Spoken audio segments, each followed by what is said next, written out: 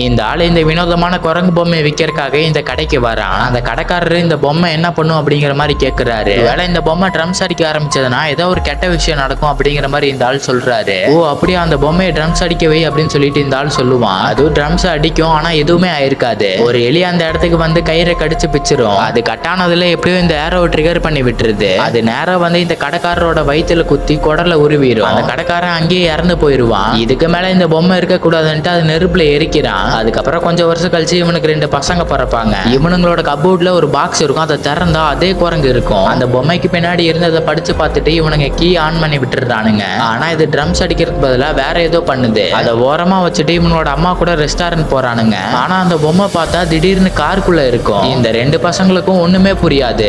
ஆகி அப்படியே கார்ல ஏறி உட்கார்றானுங்க. அதுக்கப்புறம் ரெஸ்டாரண்ட் போயிருவானுங்க. இவங்களோட சாப்பாடும் வந்துடும். கரெக்டா இந்த டைம்ல அந்த பொம்மை ட்ரம்ஸ் அடிக்க ஆரம்பிச்சிருது. அந்த கடைக்காரன் தெரியாதனமா இந்த லேடியோட கழுத்தை வெட்டிடுவான். எல்லாருமே இது ஒரு தெரியாம நடந்ததுன்னு சொல்லிட்டு நம்பிடுவாங்க. இந்த 2 பசங்களால மட்டும் அதை ஒத்துக்க முடியல. இதுக்கெல்லாம் காரணம் அந்த குரங்கு பொம்மை தான் சொல்லிட்டு அதை எடுத்து உடைக்கிறானுங்க. ஆனா அடுத்த நாள் காலையில பார்த்தா அது பழையபடி மாறி இருக்கும். இந்த 2 பசங்களுக்கும் அப்பதான் ஒரு விஷயம் தெரிய வருது. இந்த பொம்மைக்குள்ள ஏதோ மறைமுகமான விஷயம் இருக்கு. இது யார் கையிலயும் போக கூடாதுன்னு சொல்லிட்டு அவனுங்க எடுத்து அதே பாக்ஸ்ல அதை போட்டு ஆளுங்க நடமாடமே இல்லாத ஒரு கிணத்துக்குள்ள போட்டுருவானுங்க. இருந்தாலும் அந்த குரங்கு